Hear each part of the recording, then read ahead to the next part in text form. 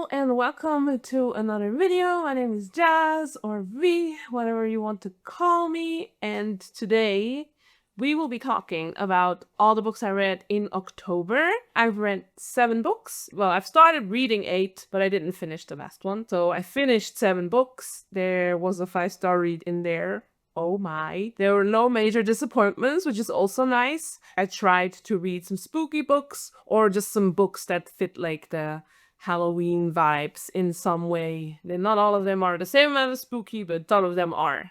So yeah, let's get right into it. Okay, so I started off the month with 2 horror reads, and the first one I read was The Eyes Are the Best Part by Monika Kim. This book is about a young woman called Gideon who lives with her mother, her father, and her sister, and her parents break up or get divorced even. And she kind of has to deal with like the repercussions of it. She is from a Korean family. Her parents are first-generation immigrants and she's second generation, so first generation born in the USA, living in California. And she's the oldest sister of 2 girls. Her mother decides to go into dating again, comes together with a white man who has beautiful blue eyes, and Ji-yoon grows an obsession with his eyes. So that kind of is like the way the story goes. There's some warnings that should be given for the story, I think.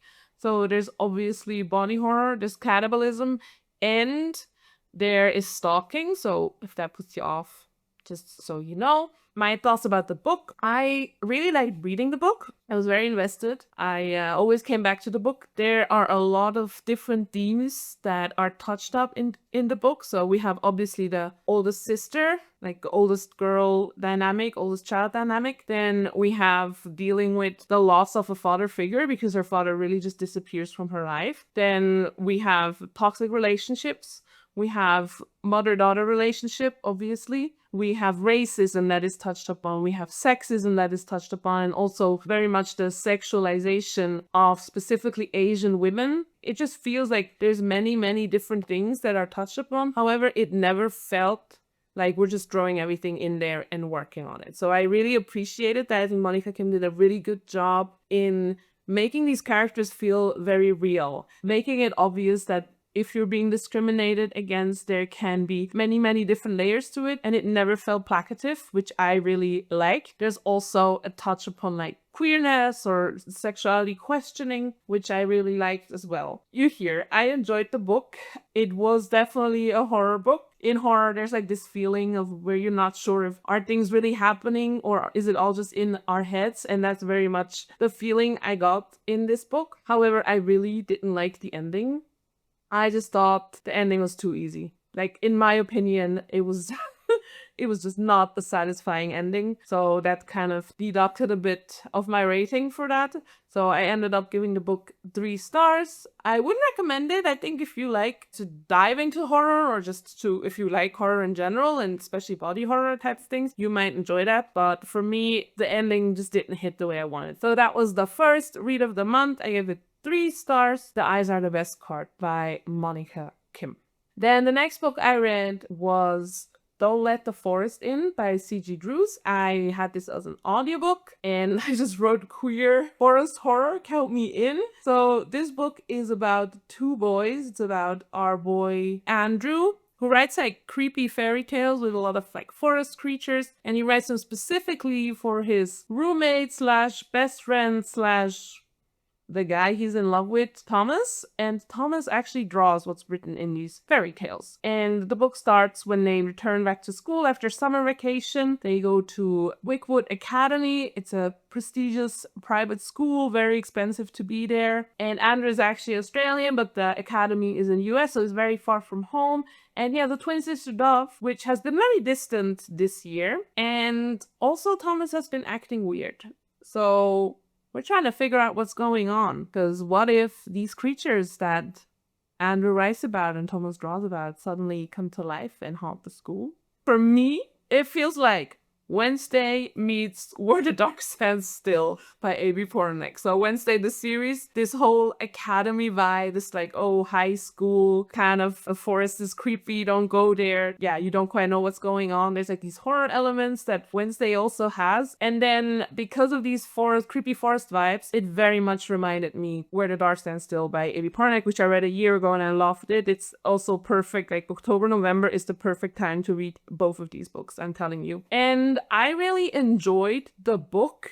I really love forest horror. I realized, like, when mushrooms just grow in places, or you suddenly have earth in your pockets and you don't know why, or roots are just like going through the walls, or just like forest creatures with antlers, and like, you know, these kind of things. I realized I really enjoy that, so I really liked the vibes. And I also really liked their relationship. So obviously it's a love story in a way, because there's obviously interest, and I was just constantly rooting for them while also constantly being worried about them. I was just like, oh, everything.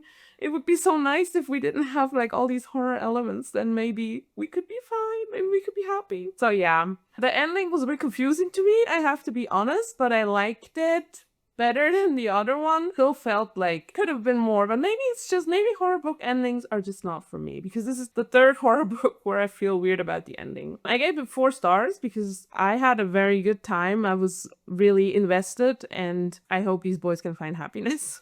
The next book I read on my e-reader, and it's Greenteeth by Molly O'Neill. And that book is not a horror book, it's a fantasy book, I would say, yeah. Historical fantasy maybe even, but in like historical urban fantasy. I hope I'm making sense. So basically it plays like a certain amount of centuries back in England, where we have Jenny, which is a specific mythological creature from English folklore. She's some kind of magical being. She's a low fae officially, and is supposed to be eating children in this lake. And she lives next to a village. On one beautiful day, there is a new priest in town, and he throws the local witch into Jenny's pond. Now, the natural thing to do for Jenny is to kill this witch or eat her. That's actually what she does. But for some reason, she decides to save her instead. So she brings her into her humble abode, in her humble cave underwater, and kind of figures out like, okay, this witch has been banished from her home. She has 2 children, she has a husband, and this new pastor in town has witch hunted her, you know, very literally. And so Jenny decides to help this witch get back to her family and get back to her village. Well, how hard can it be?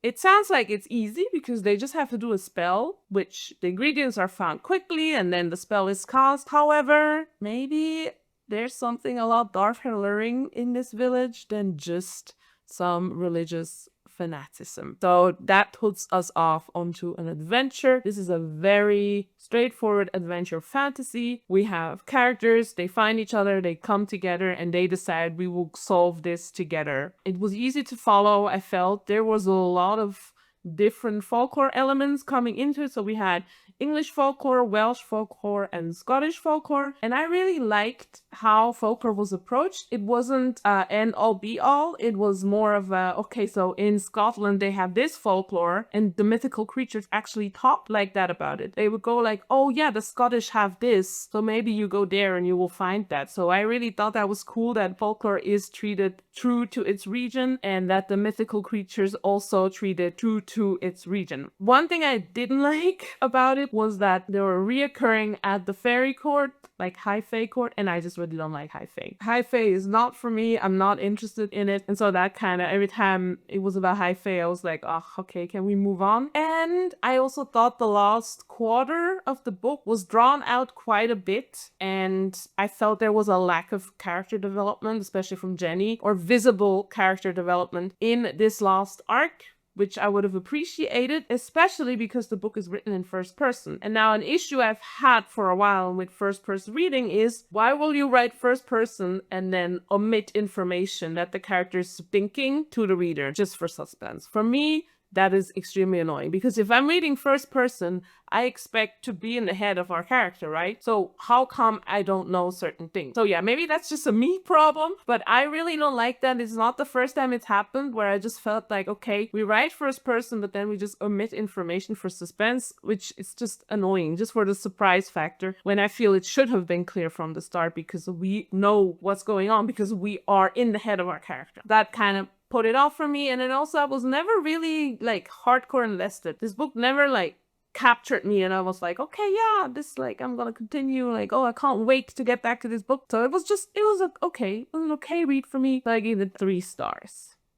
All right, so the next book I read was Physical Hop Frog by Edgar Allan Poe, or well, not Hop Frog, but the Penguin Archive short story collection of Edgar Allan Poe that is named Hop Frog. In this book, we have 5 short stories. The first one is The Fall of the House of Usher, then The Murders in the Rue Morgue, The Mask of the Red Death, The Telltale Heart, and Hop Frog. There's not much I can say about the premises because it's all short stories, so they're all quite short, but I can say things about the writing and what I thought in general of the book. Now, this was the first time for me reading Poe. I thought reading the short stories is a good way to get into him and see if I even enjoy him. So I did this for Poe. I also did it for Stoker, but we're gonna get to that in a second. Now, Poe tends to have very elaborate language. However, his dialogue is so much fun to follow. It's very witty. He has a very great way of building characters even on a limited amount of pages, and it really drew me in. He is also extremely descriptive because,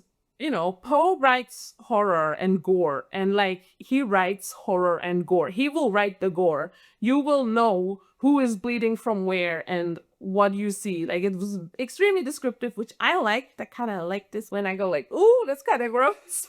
So he did a really good job at that. My favorite story was The Murders in Rue Morgue, and I also really like Hop Frog. I thought that one was a really cool one. Am I convinced of Poe? I would say yes. I'm definitely planning on reading more of his short stories. I think he has a writing style that I can vibe with, especially his storytelling. Like, for the writing style, if it's very elaborate, I sometimes just get really tired of reading like all these adjectives describing something. So it's very good for me to know that he actually writes captivating stories that I can very much get into. I really love the dynamic between the characters in the Rue Morgue, because those two, they live in my head rent-free. If you know, you know. I even read like some parts of it to like my partner just to drive my point home. There was just something about it. And it was crime investigation and I liked it, but because it was very much relationship focused between those two characters and less investigation focused. I like this. I also put at least 7 more Penguin Archive books on my wish list because I just realized it's a really good way to get into classical fiction, and especially classical authors if you're not used to reading them. And then, of course, next is The Burial of the Rats by Bram Stoker. Again, short story collection of 5 stories. So in here we have Dracula's Guest, The Judge's House. So I gave Hop Frog 4 stars. I really enjoyed that one. Gibbet Hill, The Squaw, and The Burial of the Rats, of course. Bram Stoker definitely has a more accessible way of writing. I felt it was a lot less wordy, more simple, more to the point. However, I did find his stories not as investing as Poe's stories. So I wasn't as invested to know what's happening, with the exception of The Judge's House. That one was my favorite story in here. The stakes were so high and I was into it from the beginning to the end. I liked it. I thought it was really well done. It really gave me creepy vibes and I was like worried about things. And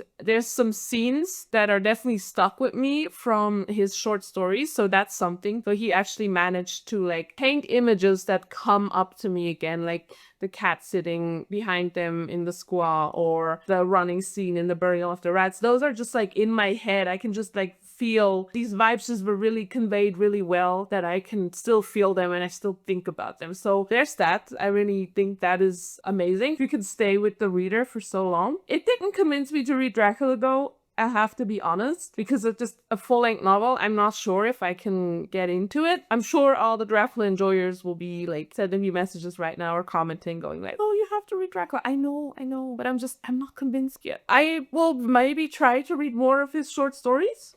maybe that's a way to continue with him. 3 stars for this one. Was good, was not blowing my head away. Then next up was another audiobook. I listened to Gideon the Knight by Tamsyn Muir. Yeah, well, Gideon the Knight, what is this book about? We follow our girl Gideon from the Night House, she lives on a Night House. She's not native to the Night House, and she's an orphan. She's been living there all her life, ever since her mother crashed onto the planet. Gideon hates being there. She hates everything about living there. There's only old people living on that planet, and she is yet again planning her escape to get away. Enter Caroline Gessimus, aka the heir of the Ninth House and necromancer, very powerful necromancer, who does not want Gideon to leave because, you know, she has other plans for Gideon. And our girl Harrow actually got a summon from the Emperor that the heirs of each house need to go to the first house, so the first planet, with a swordsman. Harrow needs a swordsman. And, you know, if there's only old people on the planet and then there's Gideon, guess who is the swordsman? I guess swordswoman now. So these two venture off the planet as Gideon wanted, but not how Gideon wanted. And they go visit the first house for a game of trials with all other houses. But as it turns out, there might not be anything as it seems in that house because suddenly people are dying. And it's about finding out what the hell is going on. Now, this book is a genre blend. You have sci-fi, you have fantasy, and you have a crime novel. And I think that was exactly why I struggled with it. So let me get into that. So I was reading sci-fi, but there was magic and no science. That was like my first issue. Like, okay, we're like on planets in a near distant future or a distant future, but there's like necromancy and magical elements and no science whatsoever. Then it was fantasy, but then we have things like, oh, there were chewing gum. And I'm like, why do they have chewing gum? For me, it just made no sense. There were so many things that just clashed with the fantastical elements of it because I kind of resigned from the sci-fi to the fantasy, but then they kind of gave world history as well, or universe history. And I was like, okay, it is sci-fi, but why is it like written like a fantasy novel? And then finally, it's a crime novel. And I am yet to find a crime novel that actually hooks me to a point where I actually want to know what happened. I feel crime novels are the most predictable novels you can write. It's always the same formula. And for me, I just don't get the hype. I mean, no hate to anyone who enjoys crime. My mom is an avid crime reader, which is why I tried to read crime, especially as a teenager. I thought maybe the age was the problem, so I tried again as an adult, and I'm just not invested. I've never given a crime novel more than 3 stars, so there's that. And I think it's the same for this book. I like the characters, the premise sounds cool, but it just didn't work for me. And also, it's part of a series. You know, remember when I said this last week? I'm not planning on starting a new series without at least finishing another 1 or 2. Yeah, that didn't age well because I started this series and the next book I will talk about is also part of the series, so that kind of didn't work out well for me. So finally, the last book I read, Discovery by J.A.J. Minton. Let me get into it. So it's the first book in a series. It's a debut novel by 3 people that wrote it together. They have a YouTube channel called Talking Story. I will link them down below so you can check them out if you want. They do booktube content, you know. They're readers, and you can tell because they know exactly what you want as a reader. So let me get into this book. What is it about? A planned deep sea television special by Manny Martini that leaves the entire crew dead sends the whole world into a frenzy when the truth of what happened during that little expedition comes to the surface. In fact, it's a first encounter experience with some kind of alien that lives at the bottom of the Pacific Ocean. Or well, it doesn't live, it's dreaming down there. It's asleep.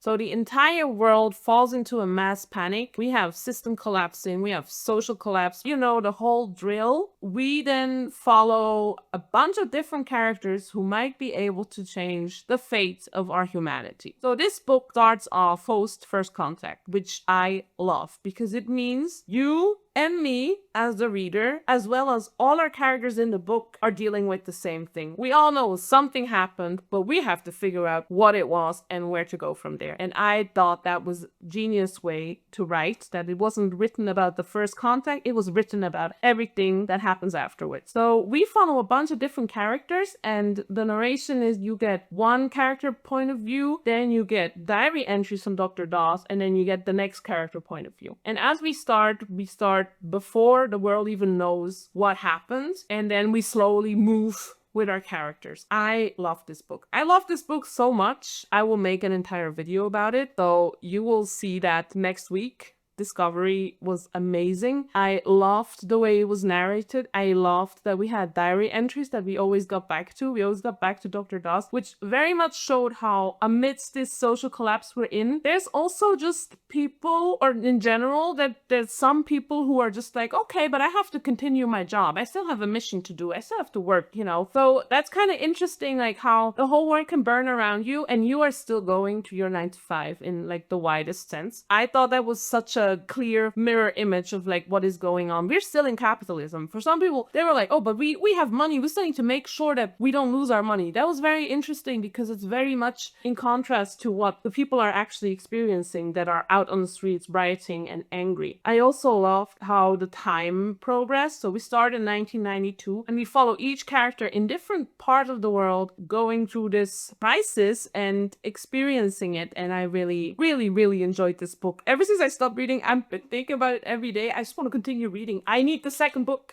I just need to continue reading this book. I want to know what happens next. I want to know about my characters. I want to know what is going on. So yeah, Discovery blew me away. 5-star read. I love this book enough that I will make an entire video just about it. So you can look forward to that. It will drop next week and I will be yapping a lot more about this book.